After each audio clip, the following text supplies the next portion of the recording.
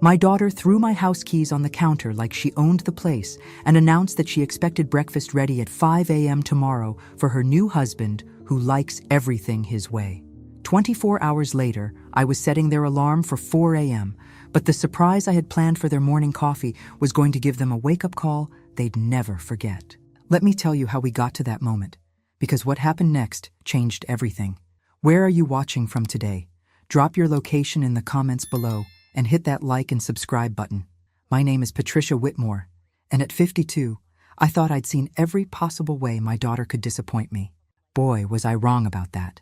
It was a Tuesday in late August when Sophia showed up at my Malibu beach house with her brand new husband, Derek, 3 massive suitcases, and an attitude that could have powered the entire Pacific Coast Highway. I was enjoying my morning coffee on the deck, watching the waves roll in, when I heard a car door slam hard enough to wake the dead. Through the glass doors, I could see my 28-year-old daughter marching up the wooden steps with a man I'd never met trailing behind her like a well-dressed shadow. "Mom!" she called out, not bothering to knock before pushing through my front door. "We're here." Here for what exactly? I hadn't invited anyone. The last time we'd spoken was 3 weeks ago when she'd hung up on me for suggesting that getting married to someone she'd known for 6 months might be a bit hasty. "Sophia," I said, walking in from the deck with my coffee still in hand. What a surprise. She was already dragging luggage toward the guest staircase, her new husband standing awkwardly by the door like he wasn't sure he was supposed to be there. Smart man, I thought. He shouldn't be. "Derek, this is my mother Patricia. Mom, this is Derek, my husband." She said it with that emphasis people use when they want to make sure you understand they've made a life-changing decision without consulting you. Derek stepped forward with what I had to admit was a charming smile and extended his hand. "Mrs. Whitmore, it's wonderful to finally meet you. Sophia talks about this place constantly." "Does she?" I shook his hand, noting the expensive watch and the custom-tailored shirt. "And what brings you both to my little sanctuary unannounced?" "We're on our honeymoon," Sophia announced, as if that explained everything. "We wanted somewhere peaceful and private. Plus, hotels are so impersonal, don't you think?" I looked around my living room, which was definitely not set up for unexpected houseguests. My yoga mat was still rolled out from my morning routine. There were paintbrushes soaking in a coffee mug from yesterday's art session. And my latest romance novel was face down on the couch right where I'd left it. "How long were you thinking of staying?" I asked, though I suspected I wasn't going to like the answer. "Just a few days," Derek said quickly, shooting a look at Sophia that I didn't miss. "Maybe a week," Sophia corrected. "We haven't really decided. That's the beauty of being spontaneous, right, Mom? You always said life was about embracing the unexpected." I had said that, back when she was 16 and afraid to try out for the school play. I hadn't meant it as permission to treat my home like a free hotel 36 years later. "Of course," I said, because what else could I say? "Let me show you to the guest room." As I led them upstairs, I caught Derek looking around with the sort of appreciation that comes from knowing property values. The beach house had been my sanctuary for the past 5 years, ever since my divorce from Sophia's father.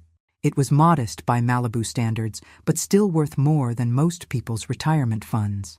"This is beautiful, Mrs. Whitmore," Derek said, genuinely. "You have incredible taste." "Thank you." I opened the guest room door, noting that I'd need to change the sheets and clear out the boxes of Christmas decorations I'd been storing on the bed. I wasn't expecting company, so give me a few minutes to make it habitable. "Don't go to any trouble, Mom," Sophia said, already bouncing on the mattress to test it. "We're just happy to be here." Happy. Right. That afternoon, while they went for a walk on the beach, I prepared the room properly and tried to figure out why this visit felt different from Sophia's usual dramatic entrances into my life. Maybe it was the way Derek had looked at the house, or maybe it was the fact that she'd gotten married without even telling me, but something was definitely off. By dinner time, I had my answer. Derek excused himself to take a phone call, and Sophia helped herself to a glass of my good wine without asking. "Mom, I need to talk to you about something," she said, settling onto my couch like she owned it. "I'm listening. Derek and we're not just here for a romantic getaway." She paused dramatically, swirling her wine. "We're here because we think it might be time for you to consider your living situation." "My living situation?" I kept my voice level, though something cold was beginning to spread through my chest. You're all alone out here. What if something happened? What if you fell or had an emergency?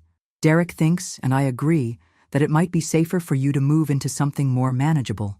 You know, closer to town, maybe a nice condo. I stared at my daughter. This woman I'd given birth to, nursed through countless illnesses, supported through her rebellious 20s, and tried to love despite her selfish streak that seemed to grow wider every year. And you thought you'd just show up here and convince me to sell my house. Not sell it exactly. She took another sip of wine, avoiding my eyes. Derek has some experience in real estate investment. He thinks this property could be much better utilized if it was, properly managed. The pieces clicked into place like tumblers in a lock. The unexpected visit, the new husband with the expensive taste, the suggestion that I was too old and frail to live safely in my own home. How thoughtful of Derek to take such an interest in my welfare, I said. Mom, don't be like that. We're trying to help you. Help me what, exactly? Make some smart financial decisions. You could live very comfortably on the proceeds from this place, and Derek could handle all the investment details. It would be like having your own personal financial advisor. For 28 years, I'd watched my daughter's gift for rationalization, but this was impressive even for her. She'd married a stranger and was now sitting in my living room, suggesting I hand over my home to him for proper management. That's incredibly generous, I said. But I'm quite happy with my current living situation. Sophia's smile tightened. Mom, you're not getting any younger. Wouldn't it be better to make these changes while you can still enjoy the benefits? Derek chose that moment to return from his phone call, his charming smile back in place. Sorry about that. Business never stops. You know how it is. Actually, I don't, I said. What business are you in, Derek? Property development, investment consulting. I help people maximize their real estate potential. How convenient.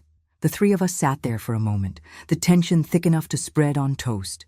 Derek seemed to sense that his new wife's subtle approach wasn't working. Mrs. Whitmore, he said, leaning forward with the kind of sincerity that probably worked wonders in board meetings. I hope you don't think we're being presumptuous. Sophia just worries about you. And when she told me about this beautiful property sitting here underutilized. Underutilized? Well, for one person, it seems like a lot of house. I looked around my living room, with its floor-to-ceiling windows facing the ocean, the fireplace I'd spent countless evenings reading beside, the kitchen where I'd taught myself to cook for one, and discovered I actually enjoyed it. You're right, I said finally. It is a lot of house for one person. That's what makes it perfect. The next morning was when Sophia dropped the bomb that would change everything. I was making scrambled eggs for 3 when my daughter delivered the speech that revealed exactly how entitled she'd become in the 4 days since I'd become Mrs. Derek Castellano. Mom, I need to talk to you about expectations, Sophia said, not looking up from her phone while I stood at the stove like hired help. What kind of expectations? Derek was seated at my kitchen counter, reading financial news on his tablet and occasionally making little humming sounds at whatever he was discovering about market trends. He'd been doing that since yesterday, treating my home like his personal office space. Well, since we're staying here, I think it's important to establish some ground rules. Sophia finally looked up, and I saw that expression I remembered from her teenage years when she was about to announce something I wouldn't like. Ground rules, I repeated, flipping eggs that were starting to smell better than this conversation was going. Derek has very specific requirements for his morning routine. He's an early riser, likes to get his day started right. Quality nutrition, quiet environment for his morning calls with the East Coast. I glanced at Derek, who was nodding along like his wife was discussing something perfectly reasonable instead of treating my house like a luxury hotel where the staff could be instructed. That sounds like Derek's problem to solve, I said pleasantly. Actually, Mom, I was hoping you could help with that. Sophia's voice took on that wheedling tone that used to work when she was 7 and wanted an extra bedtime story. Since you're always up early anyway, and you love to cook. I love to cook for myself, on my schedule. Derek looked up from his tablet with a smile that probably cost him thousands in dental work. Mrs. Whitmore, what Sophia's trying to say is that we'd be incredibly grateful for any assistance you could provide. As the host, you know. Host. as if I'd invited them to come disrupt my peaceful existence and then start making demands about breakfast service. "I see," I said, turning back to my eggs before I said something that would reveal exactly how I was feeling about their attitude. "It doesn't have to be anything elaborate," Sophia continued, apparently taking my silence as agreement. "Just something ready by 5 a.m. Derek likes his coffee strong, no sugar, and maybe some eggs Benedict or fresh fruit. Nothing too complicated. 5 a.m. She wanted me to get up at 4 a.m. to prepare eggs Benedict for her husband of 6 days, who had the audacity to suggest my home was underutilized. "Eggs Benedict," I said slowly, "or whatever you think is appropriate. You're so good at this domestic stuff, Mom. It's really one of your strengths. One of my strengths. Like domestic service was a talent I should be proud to share rather than a set of skills I'd developed to take care of my own home and my own life." I served their breakfast and watched Derek cut into his eggs with the precision of someone who'd never had to cook for himself. He'd probably lived his entire adult life with women eager to prove their worth by anticipating his needs. "This is delicious," he said. "You're quite the chef, Mrs. Whitmore." "Thank you. It's really perfect training for when you move into a smaller place," Sophia added, apparently unable to let the real estate conversation go. "You'll have so much more time for cooking when you don't have all this space to maintain." After breakfast, they announced they were driving into town to explore and would be back for dinner. They said it like I'd be waiting here ready to prepare their evening meal, which I suppose from their perspective, I would be. But as I watched their rental car disappear down my driveway, I wasn't thinking about dinner preparations. I was thinking about alarm clocks and exactly what kind of surprise I could prepare for Derek's 5 a.m. breakfast requirement. I spent the afternoon doing research, not the kind Derek would expect, though. I started with my laptop, looking up property records and investment companies. Derek Castellano owned 3 LLCs, 2 of which had been dissolved in the past year. His property development business had exactly 1 project listed, a small apartment building in Riverside that was currently in foreclosure proceedings. Interesting. I also discovered that Derek had been married once before to a woman named Jennifer Walsh, who'd owned a successful catering business in San Diego. The business had been sold suddenly 2 years ago, right around the time their divorce was finalized. Even more interesting. But the most interesting thing I found was a small article in a Riverside newspaper about a lawsuit filed by elderly homeowners who claimed they'd been pressured into selling their properties below market value to an investment company that promised to handle all the details and pay them monthly proceeds that never materialized. The company was called Castellano Holdings LLC. By the time Sophia and Derek returned from their town exploration, I had a much clearer picture of what they were really doing here, and I had a plan. "How was your day?" I asked as they came through the door with shopping bags from expensive boutiques. "Wonderful," Sophia said, dropping packages on my coffee table. "We found this amazing real estate office in town. The agent said properties like this one are incredibly sought after. She mentioned that similar houses have sold for well above asking price recently." "Really?" Derek nodded enthusiastically. "The market is exceptionally strong right now for coastal properties. It might be the perfect time to make a move if you were considering it." "You know, I've been thinking about what you both said," I replied, and watched them exchange a quick look of triumph. "That's wonderful, Mom. I knew you'd see the logic in it." "Yes, the logic is quite clear." I smiled at Derek. "And I've been thinking about your breakfast requirements, too. 5 a.m. is quite early." "I know it's an imposition," Derek said, though his tone suggested he didn't find it imposing at all. "But I really do function better with a proper start to the day." "Of course you do." "I completely understand." I looked directly at him, noting the way he was already relaxing into what he thought was victory. "I'll make sure everything is ready for you tomorrow morning. Something special." "You're the best, Mom," Sophia said, kissing my cheek like we'd just concluded a business deal rather than discussing my role as their unpaid household staff. That evening, I served them dinner on my good china and listened to them discuss their plans for maximizing the property's potential, as if I weren't sitting right there.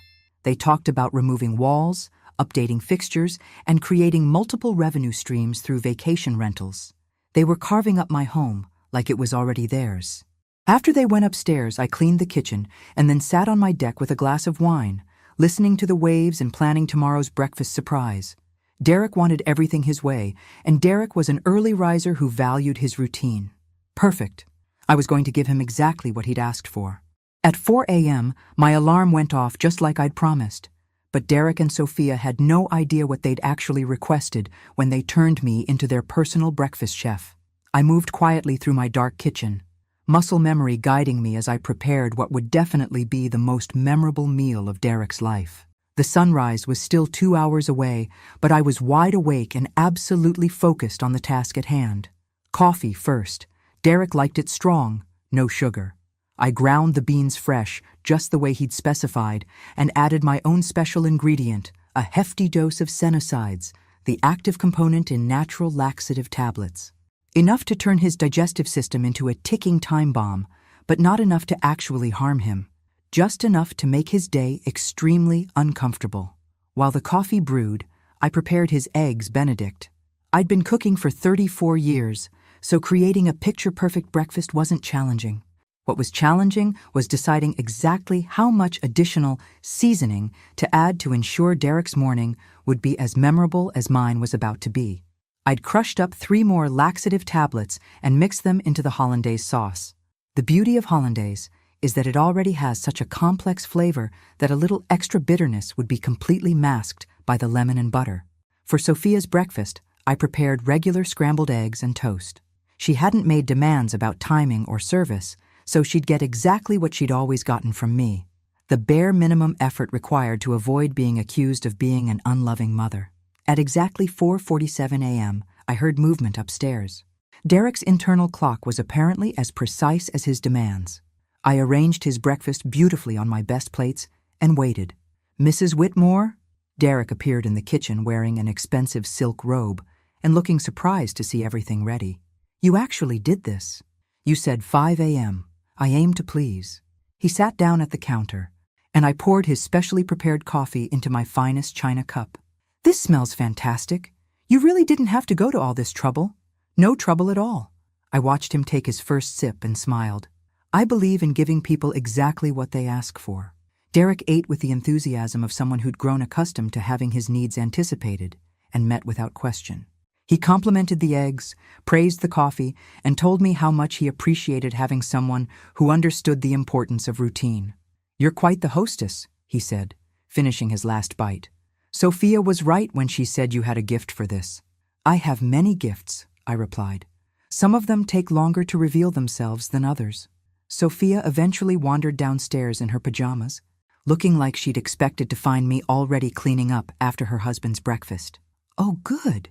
You actually did it," she said, as if there had been some question about whether I'd follow through on their ridiculous request. "Of course I did it. I always do what I say I'm going to do.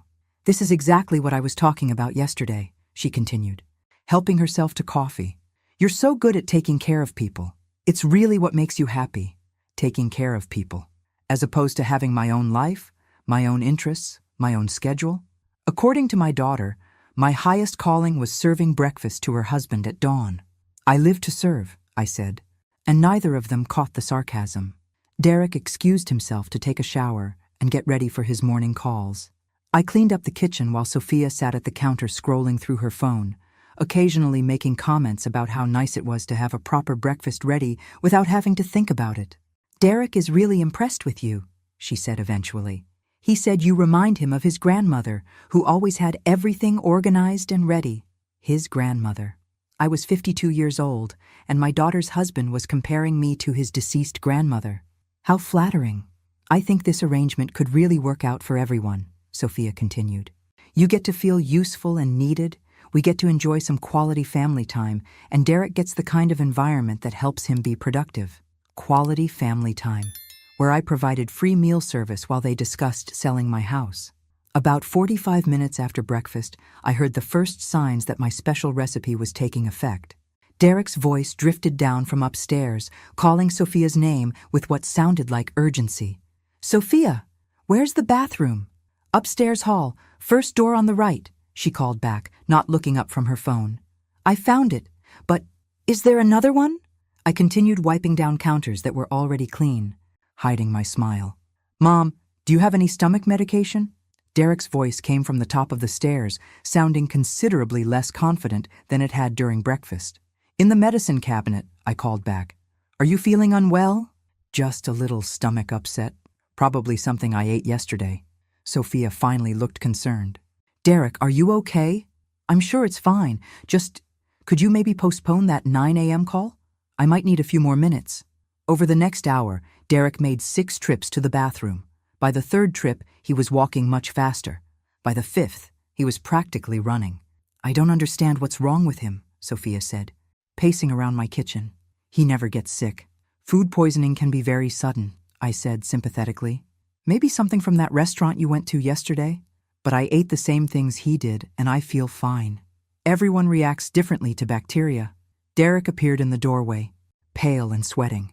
"Sophia, I need you to call Dr. Martinez. Something is seriously wrong. Should I take you to the hospital?" Sophia was starting to panic, which was almost as satisfying as watching Derek's discomfort. "Let's see how you feel after it works its way through your system," I suggested helpfully. "Sometimes these things just need time. Mrs. Whitmore, I hate to ask, but do you have any Pepto-Bismol or Imodium? Anything?" "I'll check." I made a show of looking through my medicine cabinet and returned with a bottle of antacids that would do absolutely nothing for his current problem. "This might help." Derek swallowed 4 tablets and retreated upstairs again. For the rest of the morning, the only sounds in my house were his footsteps rushing between the bedroom and bathroom, punctuated by Sophia's concerned questions and his increasingly strained responses. By lunchtime, he was too weak to come downstairs. "Mom, I think we should take him to urgent care," Sophia said. "He's been sick for hours." "If you think that's best," I agreed. "Though sometimes these stomach bugs just have to run their course." "This isn't a stomach bug. This is serious." I looked at my daughter with all the concern I could muster. "You're probably right. Food poisoning can be dangerous if it gets too severe." As they prepared to leave for the medical center, Derek managed to make it downstairs, looking like he'd aged 10 years in the past 4 hours. "Mrs. Whitmore, I'm so sorry about this," he said weakly. "I don't know what happened." "These things are unpredictable," I said. "I do hope you feel better soon." "We might be a while at the doctor," Sophia said, helping Derek to the car. "Don't wait up for us." I watched them drive away, Derek hunched over in the passenger seat like he was afraid to move too suddenly. Then I went back to my kitchen and disposed of the rest of the crushed laxatives I'd hidden in the spice cabinet. Tomorrow morning, Derek would probably be feeling much better. But I doubted he'd be quite so enthusiastic about requesting breakfast at 5 a.m., and this was just the beginning of what I had planned for my unexpected houseguests. Derek spent 3 hours at urgent care only to be told he had a severe case of food poisoning and needed to stay hydrated and rest. When they returned that afternoon, he looked like a man who'd been through a war and lost. "The doctor said it was probably something he ate yesterday," Sophia announced as she helped Derek up the stairs. "He needs to stick to bland foods for the next few days." "How terrible," I said, following them with a pitcher of ice water. "I feel so guilty. What if it was something I served this morning?" "No, Mom. The doctor said the timing doesn't match. Food poisoning from breakfast would have started much sooner." Derek collapsed onto the guest bed like his legs couldn't support him anymore. "Mrs. Whitmore, I'm so sorry about this." "Oh, sorry. I know we've disrupted your routine." "Don't you worry about anything," I said, arranging pillows behind his back. "Your only job is to get better." For the rest of the day, Derek stayed in bed while Sophia played nursemaid, bringing him sips of ginger ale and checking his temperature every hour. I made a simple chicken broth for dinner and served it to him on a tray, playing the concerned hostess to perfection. "You're so kind," Derek said weakly. "I don't know what we would have done if we were staying at a hotel." "That's what family is for," I replied, noting how quickly he'd accepted the family designation when he needed care. That evening, while Derek slept fitfully upstairs, Sophia and I sat on my deck watching the sunset. "I'm worried about him," she said. "He never gets sick. He has this whole health routine, takes supplements, exercises every day. Sometimes our bodies surprise us," I said. "Stress can lower immunity." "Stress?"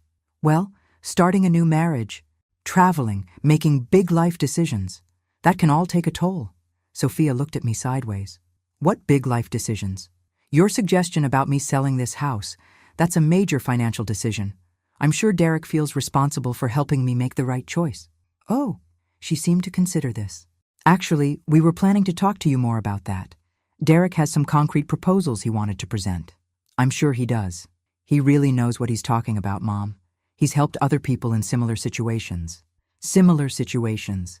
Like elderly homeowners who needed guidance from a young man with expensive taste and failing businesses.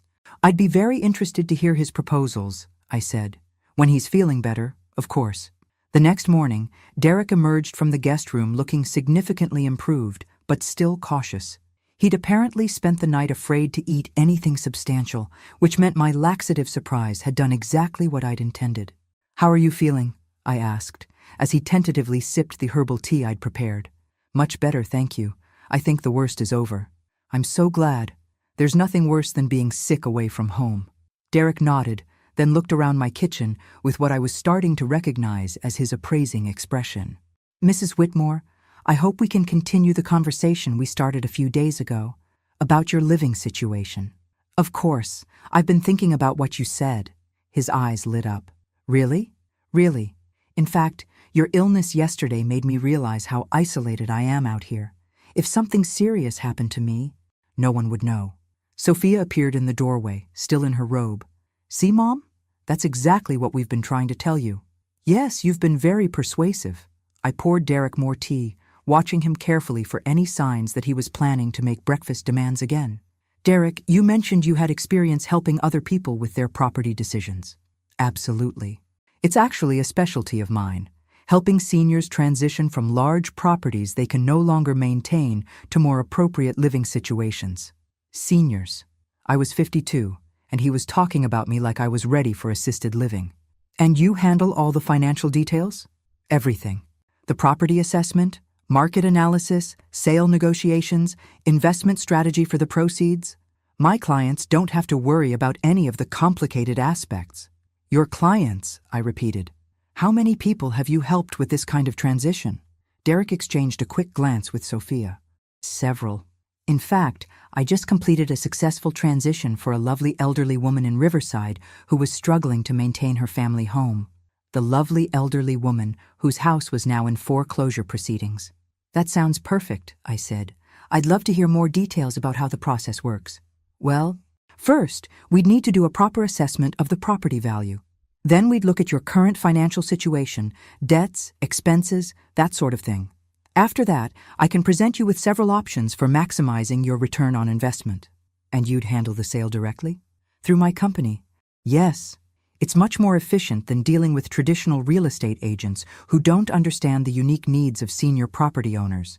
I nodded thoughtfully. It sounds like you've put a lot of thought into this. I have. I can see how much stress this kind of decision would create for someone in your position. Having professional guidance makes all the difference. Someone in my position, a helpless middle-aged woman who needed a young man to swoop in and solve her problems. Derek, I said, leaning forward with what I hoped looked like genuine interest. Would it be possible to see some documentation of your previous work? Success stories, client testimonials, that sort of thing? Of course. I have a complete portfolio back in Riverside. I could have my assistant email you some examples. That would be wonderful. For the next hour, Derek laid out his vision for my future. I would sell the house to his investment company for what he called a fair market price, which would be determined by his assessment. The proceeds would be invested in a portfolio he would manage, providing me with monthly income while the principal grew over time. I would move to a small condo in a senior community where I wouldn't have to worry about maintenance or security. Derek would handle all the financial details for a modest management fee. It was a beautiful plan. For Derek. This all sounds very professional, I said when he finished his presentation. I'm impressed by how thoroughly you've thought this through. I believe in being prepared, Derek said. The real estate market can be volatile, so timing is crucial. And you think now is the right time? Absolutely. The market is strong, interest rates are favorable. And frankly, Mrs. Whitmore, you're at the perfect age to make this transition before you're forced to by circumstances. Forced to by circumstances. Like a health crisis or financial emergency that would leave me vulnerable to exactly the kind of pressure he was applying right now. I appreciate your concern for my welfare, I said. It's touching to see how much you care about my future security.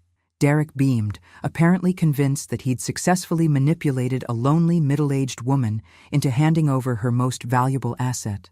But Derek had no idea that while he was recovering from his mystery illness yesterday, I'd been making some phone calls of my own, to the elderly woman in Riverside whose house he'd helped her sell, to his ex-wife in San Diego, to a very interesting private investigator who specialized in real estate fraud.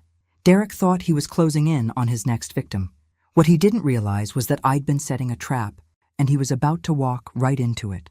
"Derek," I said, standing up from the kitchen table, "I think I'm ready to move forward with your proposal."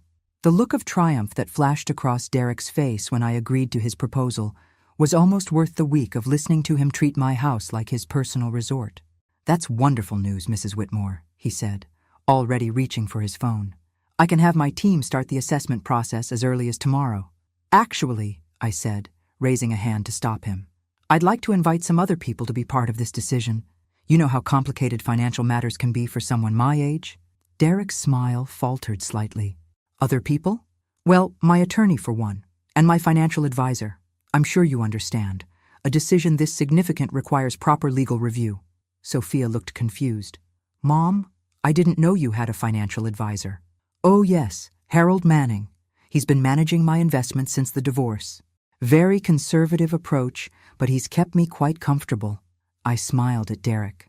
"I'm sure you two will have a lot to discuss about investment strategies." Derek was nodding, but I could see the wheels turning behind his eyes. The presence of actual financial professionals would complicate his carefully crafted sales pitch. "Of course," he said. "I always recommend that my clients get independent verification of any proposals. It's just good business practice. I knew you'd understand. Oh, and I've also invited Jennifer Walsh to join us." The color drained from Derek's face so quickly I thought he might faint. "Jennifer? Walsh?" "Yes, your ex-wife. Such a sweet woman. We had the most interesting conversation yesterday while you were recovering." Sophia looked back and forth between us. "Derek, you talked to his ex-wife? Why would you do that?" "Just doing my due diligence," I said cheerfully. "When someone is offering to help me manage my financial future, I like to understand their background thoroughly." Derek had gone completely silent, staring at me like I'd just pulled a gun on him. "Jennifer had such fascinating stories about your business practices," I continued, "especially regarding her catering company, the one that was sold so suddenly right before your divorce." "Mrs. Whitmore," Derek said carefully, "I think there may have been some misunderstandings in whatever conversation you had with my ex-wife." "Oh, I don't think so. She was very clear about how you convinced her to put her business up as collateral for some property investments that didn't work out quite as planned." Sophia was looking increasingly alarmed. "Derek, what is she talking about?" "It's complicated, honey. Jennifer and I had some business disagreements during our marriage. She's still bitter about the divorce." "Is she bitter about the bankruptcy too?" I asked. "Or just about losing her life's work to cover your failed real estate ventures?" Derek stood up abruptly, his chair scraping against my kitchen floor. "I think there's been a serious miscommunication here." "I don't think so at all. In fact, I think the communication has been perfectly clear." I looked directly at him. "You've been very transparent about your intentions, Derek. You want to help me sell my house to your investment company, manage the proceeds through your financial services, and move me into a situation where I'm completely dependent on your expertise. That's not how I would characterize it. How would you characterize it?" "I'm trying to help you make a smart financial transition. The same way you helped Eleanor Patterson in Riverside?" This time Derek actually stepped backward. "How do you know about Eleanor?" "Oh, we've become quite friendly. She's very interested in meeting you again, actually. Something about wanting to discuss why her monthly payments stopped coming and why her house is now in foreclosure proceedings." Sophia was staring at her husband with growing horror. "Derek, what the hell is going on?" "Sophia, your mother has been listening to lies from people who don't understand legitimate business practices." "Legitimate business practices," I repeated. "Is that what you call convincing elderly homeowners to sell their properties below market value to your investment company, then failing to provide the promised monthly payments? Those are complicated financial instruments. Sometimes market conditions, sometimes con artists get caught," I interrupted, "and sometimes their new wives discover that they've married a fraud." Derek's mask of charm was completely gone now, replaced by the cold calculation I'd suspected was underneath all along. "You have no idea what you're talking about," he said, "and you have no proof of anything inappropriate. Actually, I have quite a bit of proof. Harold Manning, my financial advisor, is also a forensic accountant. He's been very interested in reviewing the financial records for Castellano Holdings LLC." Derek went completely still. "You don't have access to those records." "No, but the state of California does, especially when multiple complaints have been filed about fraudulent business practices." I walked to my kitchen counter and picked up a manila folder I'd placed there that morning. "Would you like to see the complaint I filed yesterday with the State Attorney General's office?" "You did what?" "Filed a detailed complaint about a pattern of elder fraud targeting homeowners along the coast. I included Eleanor Patterson's documentation, Jennifer's testimony about your business practices, and a fascinating analysis of how your investment schemes actually work." Sophia sank into her chair. "Mom, are you saying Derek is some kind of criminal?" "I'm saying Derek is a con artist who specializes in targeting women he thinks are vulnerable and isolated." I opened the folder and pulled out several documents. Women like his ex-wife, who trusted him with her business. Women like Eleanor Patterson, who thought she was making a smart financial decision. Women like me, who he assumed would be grateful for male guidance and financial protection. Derek was edging toward the kitchen door, but I wasn't finished. "The beautiful part of your plan, Derek, was how you used my own daughter to get close to me. Marry the woman with access to the target, convince her that she's helping her mother, and exploit the family relationship to bypass normal suspicion. Sophia, we need to leave, now." But Sophia was staring at him with dawning realization. "The quick wedding? You wanted to get married before meeting my mother? You said it was romantic, but you were establishing legal cover." "Sophia, don't listen to her. She's a paranoid old woman who's been—" "I'm 52, Derek. Not old, not paranoid, and definitely not helpless." I stood up, holding the folder. "I'm also not someone who can be intimidated by a failed real estate developer with a pattern of defrauding women." Derek made a break for the door, but I wasn't trying to stop him. I wanted him to run. "The California State Police will be very interested in your travel patterns," I called after him. "Especially since you're now officially under investigation for elder fraud." He turned back for a moment, his handsome face twisted with rage. "You have no idea who you're dealing with." "Actually, Derek, I know exactly who I'm dealing with. The question is whether you know who you tried to con." As Derek rushed upstairs to pack, Sophia remained sitting at my kitchen table, staring at the documents I'd spread in front of her. "Mom," she said quietly, "did I really bring a criminal into your house? You brought someone who saw you as a tool to get access to me and my property. The criminal part was just his method. I thought he loved me. He might have, but he loved the idea of my real estate more. What happens now?" I looked at my daughter, this woman who'd spent the past week treating me like hired help while her husband planned to steal my home. "Now you decide whether you're going to be part of the solution or part of the problem." Upstairs, we could hear Derek slamming drawers and shouting into his phone. He was probably calling a lawyer or maybe warning other potential victims, but it was too late for Derek. The trap had been set, and he'd walked into it completely. The only question now was what Sophia was going to do when she realized her week-old marriage was about to become evidence in a fraud investigation. Derek was gone within 20 minutes, speeding away in their rental car like the house was on fire, which, from his perspective, it probably was. What he left behind was my daughter, sitting at my kitchen table staring at the evidence of her husband's criminal activities, and about 15 missed calls on his phone that he'd abandoned in his panic to escape. "Mom?" Sophia said finally, her voice small and defeated. "How long have you known?" "I suspected something was wrong the moment you both showed up here, talking about my living situation. But I didn't have proof until yesterday." I sat down across from her, noting how young she looked without Derek's confidence propping her up. "The question is, how much did you know?" "Nothing," she said quickly.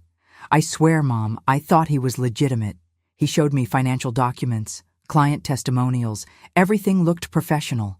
Did it occur to you to wonder why a successful investment consultant would be so interested in marrying someone he'd known for 6 months?" Sophia's face crumpled. "I thought he loved me. He was so charming, so attentive. He made me feel special." "You are special, sweetheart." But Derek wasn't interested in special. He was interested in access. Derek's abandoned phone buzzed again. I glanced at the screen and saw a name that made my blood run cold. Eleanor Patterson. Sophia, I need to answer this call. Mrs. Castellano? The elderly woman's voice was shaky and frightened. I've been trying to reach Derek all morning. The bank called again about the foreclosure proceedings, and I don't understand what's happening. Mrs. Patterson, this is Patricia Whitmore. Derek's mother-in-law. I'm afraid Derek isn't available right now. Oh, well, maybe you can help me. I gave Derek all my legal documents when he bought my house, but now the bank is saying I still owe money on a mortgage that was supposed to be paid off. Derek promised me monthly payments, but they stopped coming 3 months ago. I felt sick listening to her confusion and fear. This woman had trusted Derek with her home and her financial security, and he'd left her facing homelessness. Mrs. Patterson, I'm going to give you some phone numbers. There are people who can help you, but you need to contact them today. After I finished giving Eleanor the contact information for the State Attorney General's Elder Fraud Division and a nonprofit legal aid organization, I hung up and looked at my daughter. That's what your husband does, Sophia. He preys on older women who trust him. But I'm not older, and I don't have any assets he could steal. No, but you have something even more valuable. You have me. Sophia was quiet for a long time, processing the reality of her situation. She was legally married to a man who was about to be charged with multiple counts of fraud. Even if she hadn't participated in his schemes, her association with him would complicate her life for years. What do I do now? She asked. You make a choice. You can contact Derek, warn him about the investigation, and try to help him avoid prosecution. Or you can cooperate with the authorities and try to minimize the damage to your own life. You make it sound simple. It is simple. Not easy, but simple. I reached across the table and took her hand. Derek is a criminal, Sophia.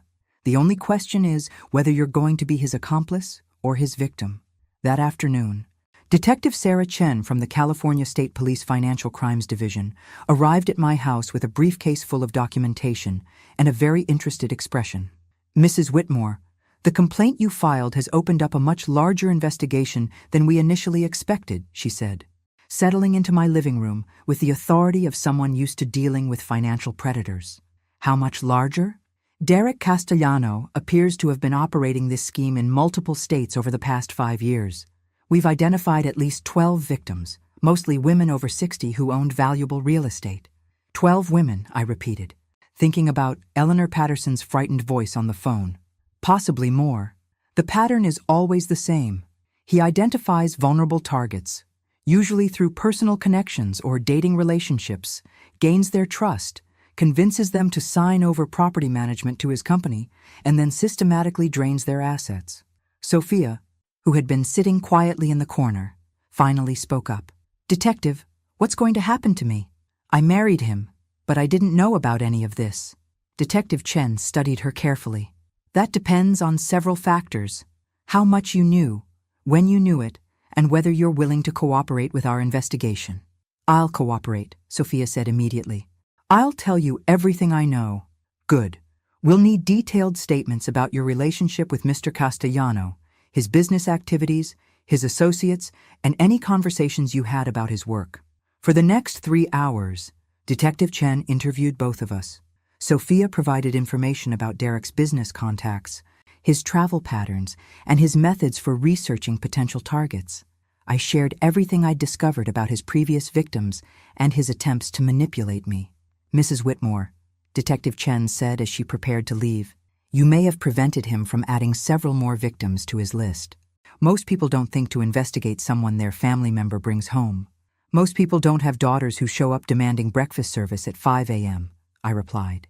After the detective left, Sophia and I sat on my deck watching the sunset, both of us emotionally exhausted from the day's revelations. Mom, I owe you an enormous apology, she said finally, for bringing him here, for the way we treated you, for everything. You owe me more than an apology, Sophia. You owe me an explanation of how you could watch your husband treat me like hired help and think that was acceptable. I know. I was so caught up in feeling important, in being married to someone successful, that I lost sight of what was right. You've always had a tendency to get caught up in appearances, I said. But this time, your poor judgment brought a predator into my home.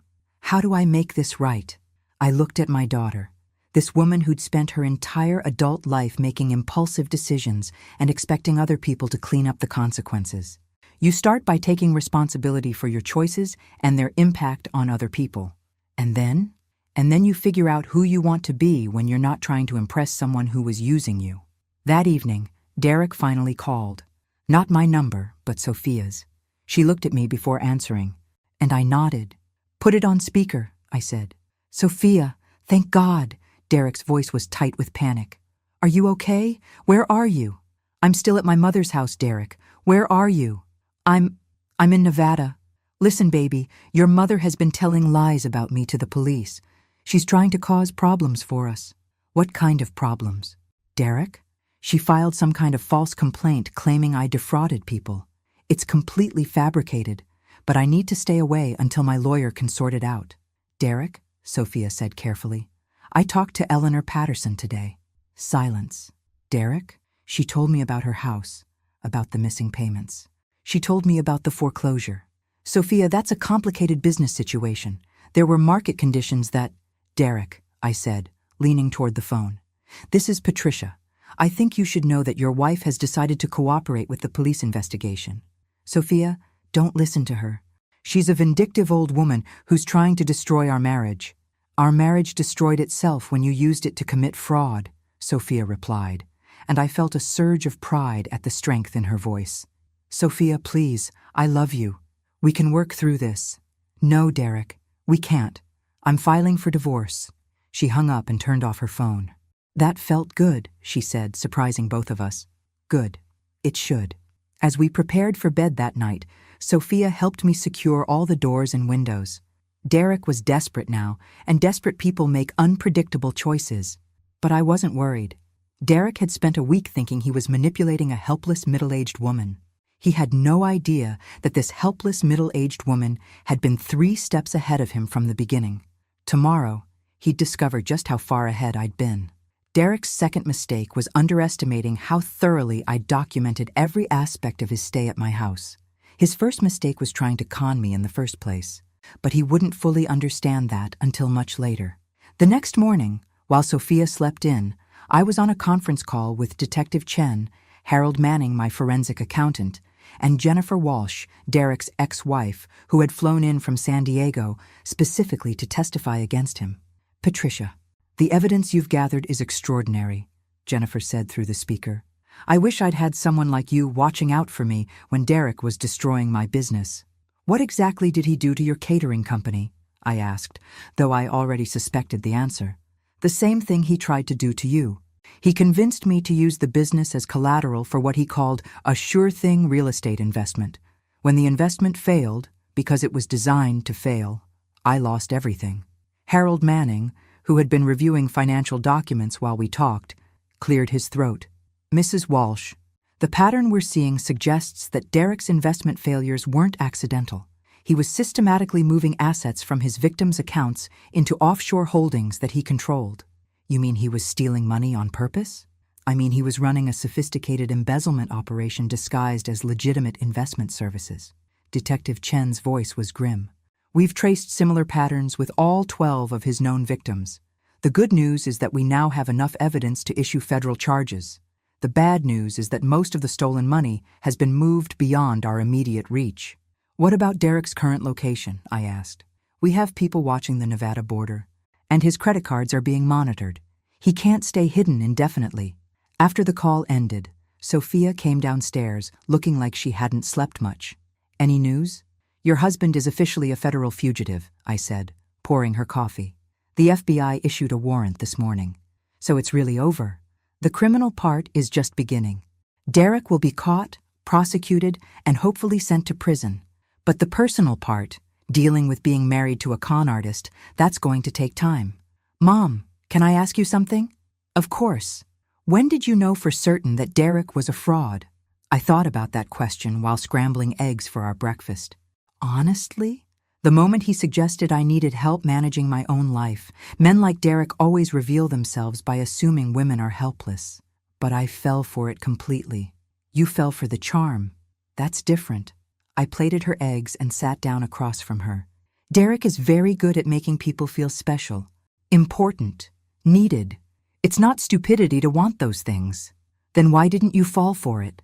Because I've spent the past 5 years learning to live with only my own opinion of myself.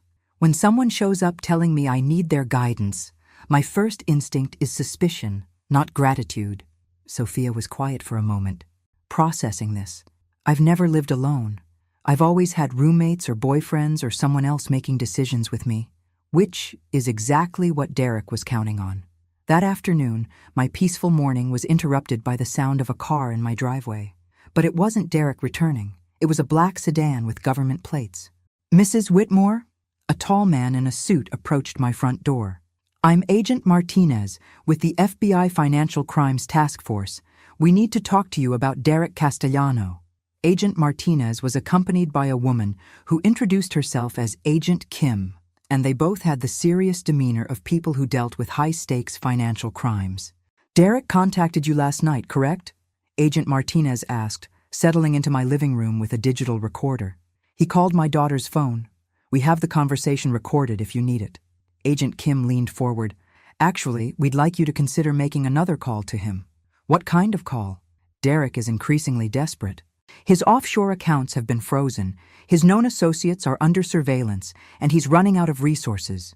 We think he might try to return here to retrieve something he left behind. He left behind a cell phone and some clothes, nothing valuable.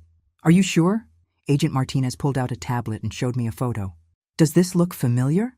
It was a picture of my guest bedroom, but focused on a corner I hadn't paid much attention to.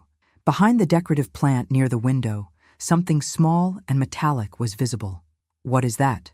We believe it's a portable hard drive containing financial records and client information for his entire operation. If we're right, that device contains evidence of crimes in multiple states and possibly internationally. I stared at the photo. Derek had hidden evidence of his fraud ring in my own house. We need to recover that drive, but if we simply raid your property, Derek will know we found it. We'd prefer to let him come back for it himself. You want to use my house as bait. We want to give Derek an opportunity to incriminate himself further while attempting to destroy evidence. Sophia, who had been listening from the kitchen doorway, stepped forward. Agents, my mother has already done enough to help with this investigation. Asking her to put herself in danger is unreasonable.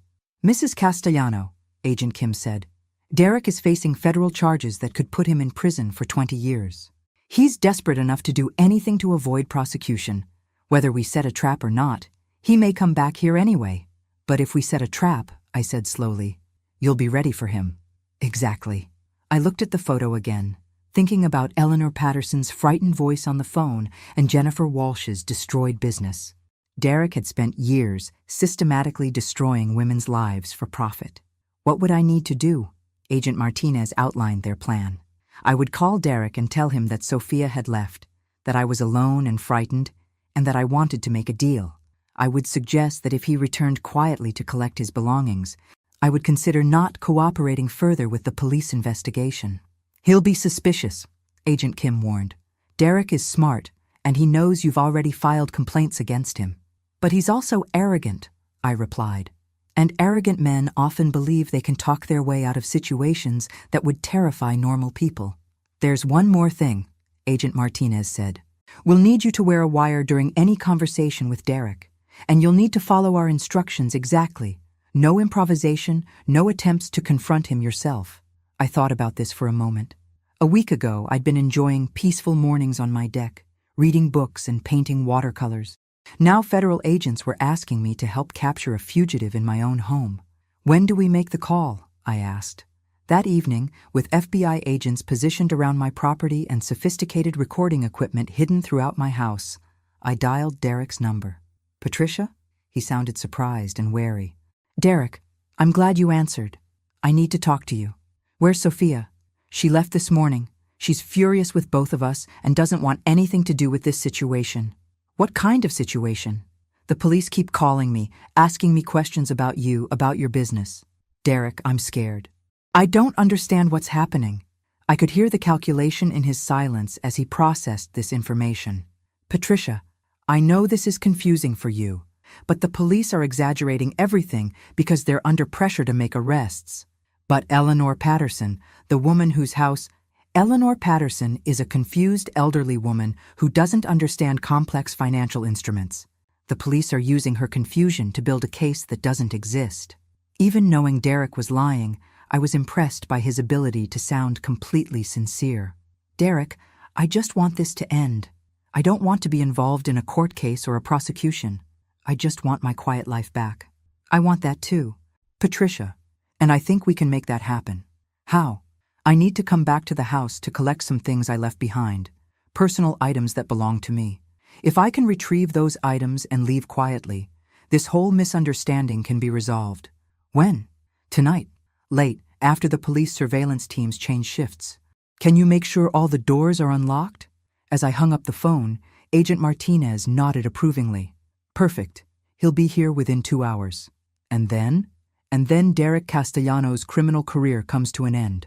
But I had the feeling that Derek's visit tonight was going to reveal more than just his desperation to escape justice. Men like Derek always had backup plans, and I suspected we were about to discover what his really was. Derek arrived at 2:47 a.m., and from my position at the upstairs window, I watched him approach my house like a predator returning to familiar hunting grounds. He didn't look like a desperate fugitive. He looked confident, purposeful, like a man who still believed he controlled the situation. The FBI had positioned me in my bedroom with Agent Kim, while Agent Martinez and 2 other agents waited in concealed positions downstairs. My job was simple. Let Derek retrieve what he came for while the agents recorded everything. But watching Derek move through my garden with that predatory confidence, I realized the FBI didn't fully understand who they were dealing with. Derek wasn't just a con artist who'd made some mistakes. He was a career criminal who'd spent years perfecting his methods. He's coming to the front door, Agent Kim whispered into her radio. I heard Derek's key in the lock, the spare key Sophia had given him during their first day here. He'd kept it when he fled, which meant he'd always planned to return. Patricia? Derek's voice drifted up from my living room. Patricia, are you awake?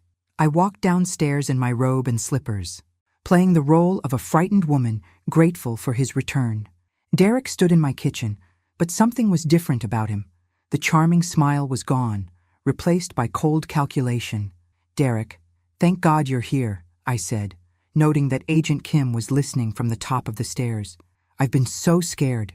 Have you? Derek stepped closer, and I caught a glimpse of something that made my blood run cold. There was a gun tucked into his waistband. Derek, I just want this nightmare to end. So do I, Patricia. So do I. He moved toward the guest room, but stopped suddenly. You know, I've been thinking about our conversation tonight, about how frightened you are, how much you want this to end. Yes? And I realized something. You're not frightened at all, are you? The question hung in the air like a trap about to spring. Of course I'm frightened. The police, the investigation. The police investigation that you started, the detailed complaint that you filed, the forensic accountant that you hired. Derek's voice was perfectly calm, but his eyes were dangerous. Patricia, you've been playing a game since the day I arrived here. I could hear Agent Kim moving at the top of the stairs, but Derek was between me and any escape route. I don't know what you mean. I think you do. Derek reached for his waistband. I think you know exactly what you mean. That's when everything went wrong with the FBI's careful plan. Federal agents, Agent Martinez's voice boomed from the kitchen doorway. Hands where I can see them. Derek spun around, pulling his weapon in one smooth motion. I don't think so. Derek, drop the weapon! Agent Kim appeared at the top of the stairs, her own gun drawn. Nobody moves! Derek shouted, swinging his gun between the 2 agents. Patricia, you're going to walk with me to my car, and we're going to drive away from here. Derek, don't be stupid, I said, surprising myself with how calm my voice sounded. There are agents surrounding this house. Then they'll get to watch you die if they try to stop me. Agent Martinez was slowly advancing from the kitchen, while Agent Kim remained frozen at the top of the stairs. Derek was cornered, which made him exponentially more dangerous. Derek, I said carefully, what exactly do you think you're going to accomplish here? I'm going to retrieve what I came for, and then you and I are going to disappear until I can arrange safe passage out of the country. And what did you come for? Derek smiled, and for the first time since I'd met him, the expression was completely genuine. "You really think it was about that hard drive? Wasn't it? The hard drive is worthless. Everything important is stored in offshore servers that the FBI will never access." Derek gestured with his gun toward my living room. "What I came for is worth much more than some financial records." "What?" "You. Patricia. I came back for you." The words hit me like a physical blow. "What are you talking about? Do you have any idea what your testimony is worth to federal prosecutors? You're their star witness, the victim who was smart enough to see through my operation and brave enough to report it." Derek's smile widened. "If something tragic happened to you, their entire case would collapse." Agent Kim spoke from the stairs. "Derek, you're only making this worse for yourself." "Am I? Because from where I'm standing, eliminating their primary witness seems like excellent crisis management." I felt a chill spread through my chest as I realized Derek's real plan. He hadn't come back for evidence or personal belongings. He'd come back to kill me. "The other victims can still testify," I said. "Elderly victims with questionable memories, telling stories about complex financial transactions they never understood." Derek shook his head. "Without your detailed documentation and credible testimony, I could beat those charges in court." "Derek," Agent Martinez called from the kitchen, "you're surrounded. There's no way you're leaving this house alive if you hurt Mrs. Whitmore." "Maybe not, but Mrs. Whitmore definitely isn't leaving this house alive if I don't get exactly what I want." That's when I realized something that changed everything. Derek was right about being cornered, but he was wrong about having control. Because while he'd been focused on the FBI agents and his escape plan, he'd forgotten about the one person in this room who'd been 3 steps ahead of him from the beginning. "Derek," I said, stepping slightly closer to him, "you're forgetting something important." "What's that?" "You're not the only person in this room who's been planning ahead." I pressed the panic button that Agent Kim had given me earlier, but instead of triggering a standard alarm, it activated something Derek couldn't possibly have expected. Every light in my house went out simultaneously, plunging us into complete darkness. But more importantly, the electromagnetic pulse generator that Harold Manning had hidden in my basement activated, disabling every electronic device within a 50-foot radius, including Derek's gun, which contained an electronic safety mechanism. In the chaos of complete darkness and Derek's confused shouts, I heard Agent Martinez moving toward us. Derek fired twice, but the electronic firing mechanism failed both times. "What the hell?" Derek's voice was panicked now. "Surprise, Derek," I said from somewhere in the darkness. "Turns out this helpless middle-aged woman had a few more tricks than you expected." The lights came back on 30 seconds later, revealing Derek on the ground, with Agent Martinez kneeling on his back while Agent Kim secured his weapon. "That was not part of the plan," Agent Kim said, looking at me with a mixture of admiration and exasperation. "No," I agreed, "but it worked." As they led Derek away in handcuffs, he turned back to look at me one more time. "This isn't over, Patricia." "Yes, Derek, it really is." But as I watched the FBI car disappear down my driveway, I couldn't shake the feeling that Derek was right about one thing. This wasn't over. It was just beginning. 3 days after Derek's arrest, I discovered that catching a federal fugitive in my living room was actually the easy part. The hard part was dealing with what Derek had left behind, both literally and figuratively. "Mom, you can't stay here," Sophia said for the 5th time that morning. "What if Derek has associates who decide to finish what he started?" We were sitting on my deck, watching federal agents search every inch of my property for additional evidence. Agent Martinez had assured me that Derek's operation was sophisticated enough to potentially involve other criminals who might see me as a threat. "Sophia, I'm not running away from my own home because of Derek's associates. This isn't about running away. This is about being smart. Being smart is exactly what got us to this point." I gestured toward the FBI team currently dismantling my guest room. "If I'd been less smart, Derek would have succeeded in stealing my house and probably killing me." "That's not exactly reassuring." Agent Kim approached us from the house, carrying a laptop bag and wearing an expression I'd learned to recognize as significant news. "Mrs. Whitmore, we need to discuss what we found in Derek's hidden files. More evidence of fraud? Evidence of something much bigger than fraud." She sat down at my patio table and opened the laptop. Derek wasn't just running investment scams. He was part of an organized network that specifically targets affluent women for what they call asset liberation. Asset liberation? Systematic theft through relationship manipulation. They identify women with valuable assets, research their personal lives and vulnerabilities, then assign operatives to establish romantic or family relationships to gain access. Sophia looked sick. You're saying Derek was assigned to target my mother? We're saying Derek didn't meet you by accident, Mrs. Castellano. You were selected because of your relationship to your mother and her property holdings. I felt something cold settle in my stomach. How long have they been watching me? According to these files, your property was identified as a target 18 months ago.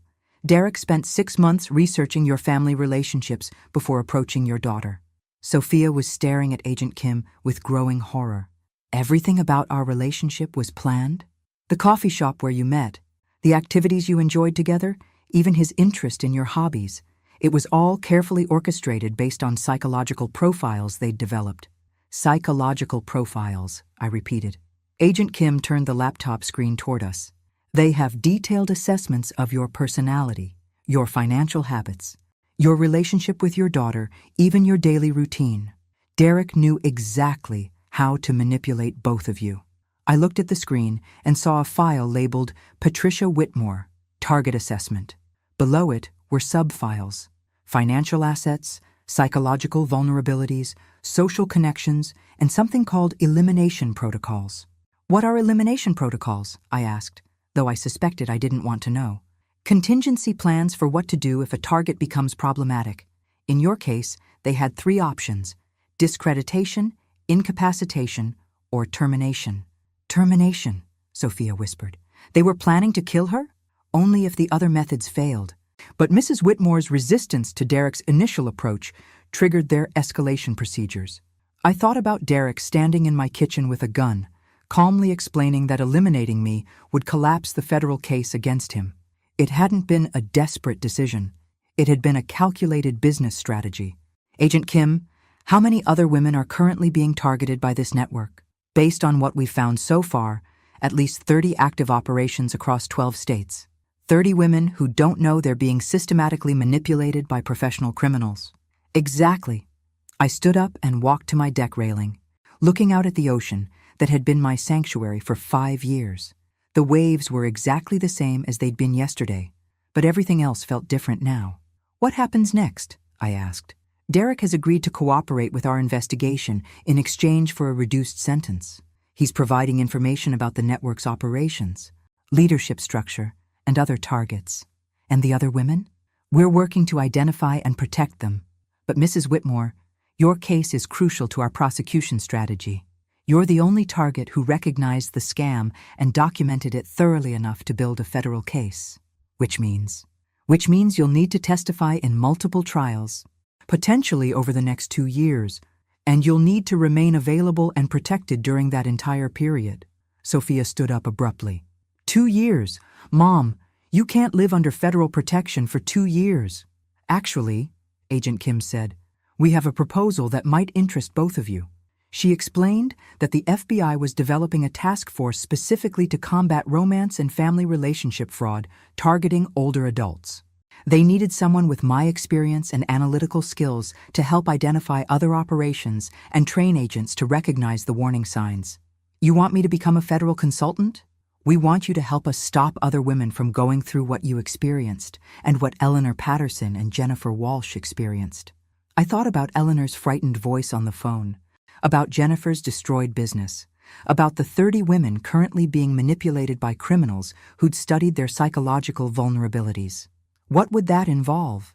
Training sessions with agents and victims, reviewing case files to identify patterns, and occasionally serving as an undercover consultant when we encounter sophisticated operations. Undercover? Women like yourself, who've survived these attacks, are uniquely qualified to help other targets recognize the warning signs. Sometimes the best way to break up an operation is to have someone with your experience approach the target directly. Sophia was shaking her head. Mom, this sounds incredibly dangerous. More dangerous than pretending these networks don't exist? I looked at her. Sophia, Derek fooled you completely. He fooled Jennifer Walsh, he fooled Eleanor Patterson, and at least 12 other women. But he didn't fool me, because you were suspicious of him from the beginning. Because I'd learned to trust my own judgment over other people's charm. I turned back to Agent Kim. What kind of protection would be provided for these undercover operations? Full surveillance, backup teams, and extraction protocols. You'd never be in actual danger. Just like Derek's arrest was supposed to be completely safe, Agent Kim had the grace to look embarrassed. That operation had complications we didn't anticipate, but we've learned from those mistakes. I spent the rest of the afternoon thinking about Agent Kim's proposal. The idea of helping other women avoid Derek's type of manipulation was appealing, but the reality of putting myself in potentially dangerous situations was sobering. That evening, while Sophia made dinner, I called Jennifer Walsh. "Patricia, how are you holding up after everything that happened?"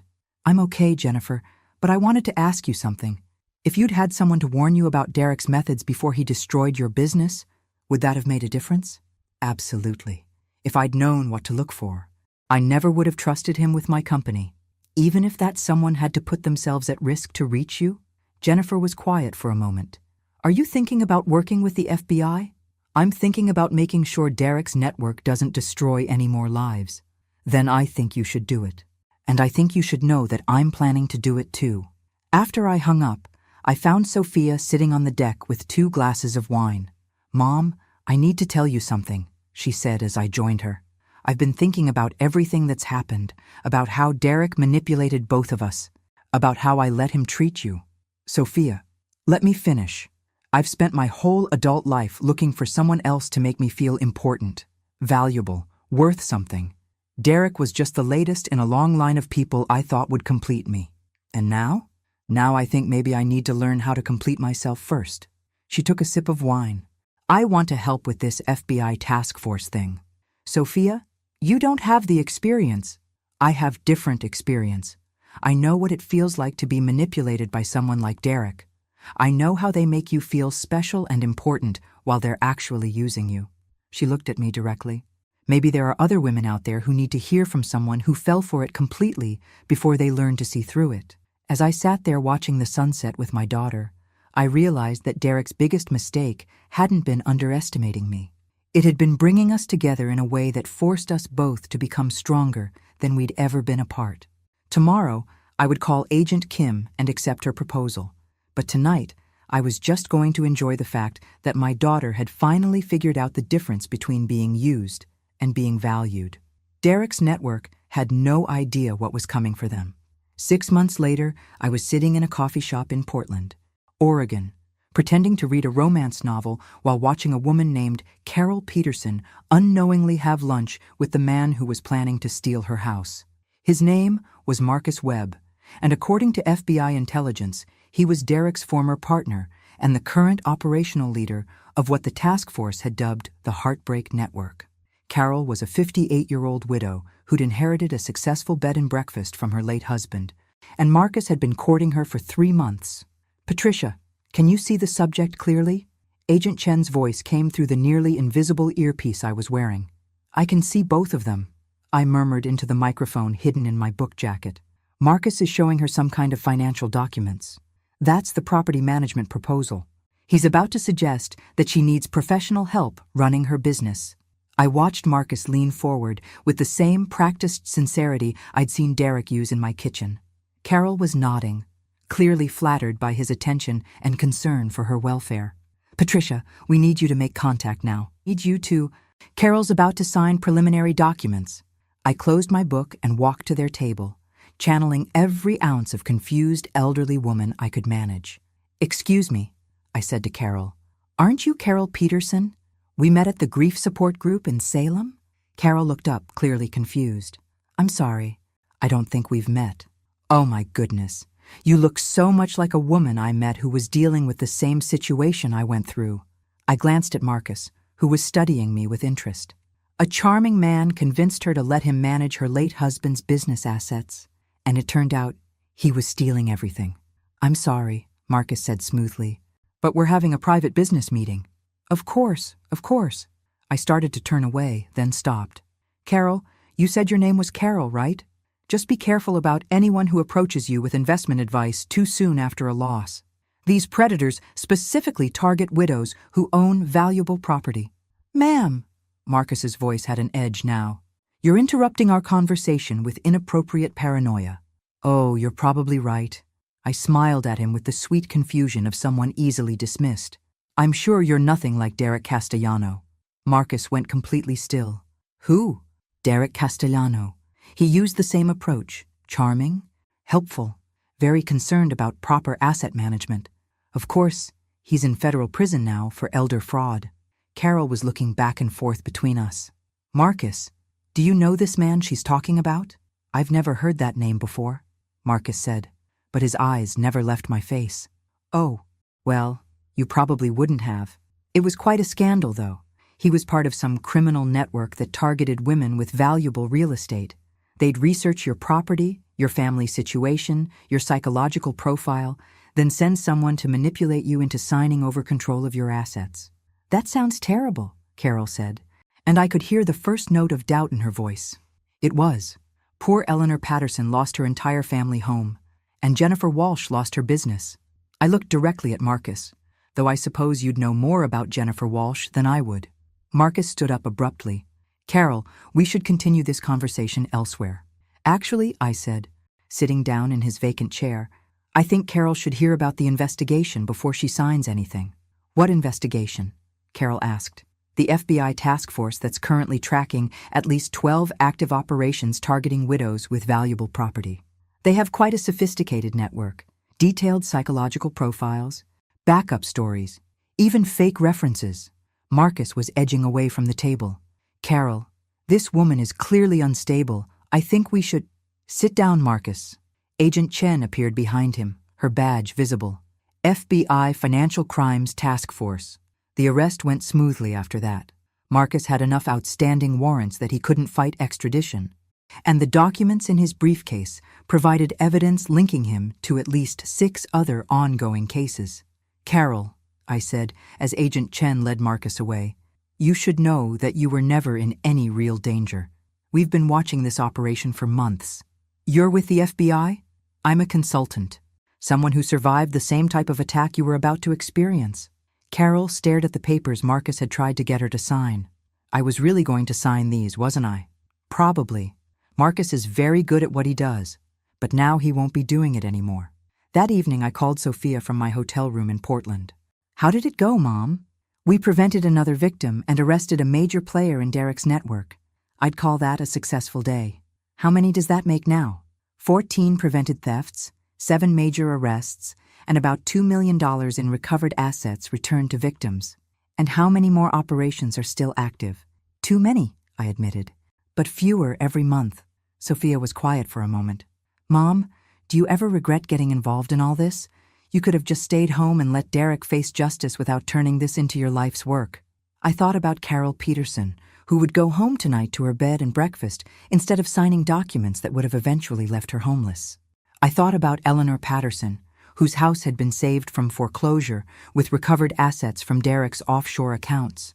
I thought about the 37 women who were currently living peacefully in their own homes because someone had warned them before it was too late. Sophia, do you remember when Derek first suggested I needed help managing my life? Unfortunately, yes. I realized something that day. The world is full of people who assume that women like me are helpless, confused, and grateful for male guidance. Derek was just the criminal version of an attitude that's everywhere. And now? Now I spend my time proving that we're not helpless, we're not confused, and we definitely don't need guidance from men who see our independence as a problem to be solved. Even when it's dangerous? Especially when it's dangerous.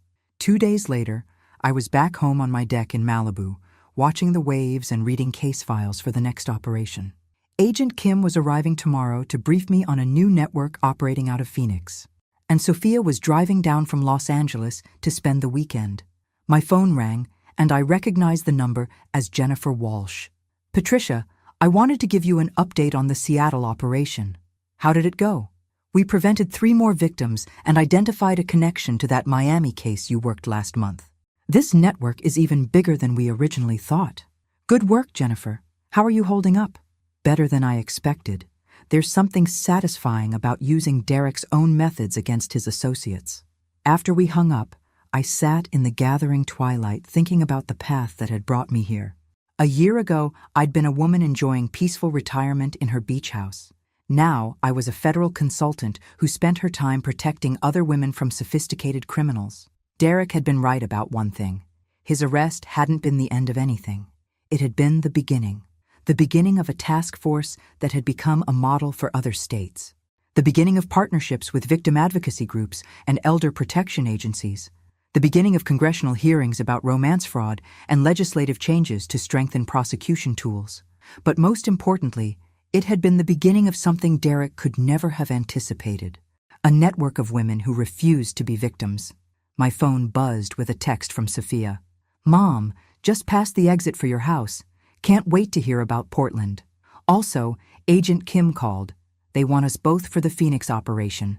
Are you up for another adventure?" I typed back. "Always," as I prepared for bed that night in my house, my safe, secure, protected house that no one would ever take from me. I thought about Derek in his federal prison cell. He'd spent his career assuming that women like me were easy targets, isolated and vulnerable. He'd been wrong about the isolated part, too. Tomorrow, Sophia and I would start planning how to dismantle another criminal network. Next week, Jennifer Walsh and I would testify at a congressional hearing about romance fraud. Next month, I'd train a new group of FBI agents to recognize the psychological manipulation tactics used by relationship predators. Derek had tried to steal my home. Instead, he'd given me a purpose that was bigger than any house, more valuable than any bank account, and more satisfying than any peaceful retirement could have been. Sometimes the best revenge isn't getting even. Sometimes it's becoming exactly what your enemies never expected you to become. And what Derek had never expected was that this helpless, middle-aged woman would become the kind of person who made sure that criminals like him never succeeded again. Thanks for listening. Don't forget to subscribe and feel free to share your story in the comments. Your voice matters.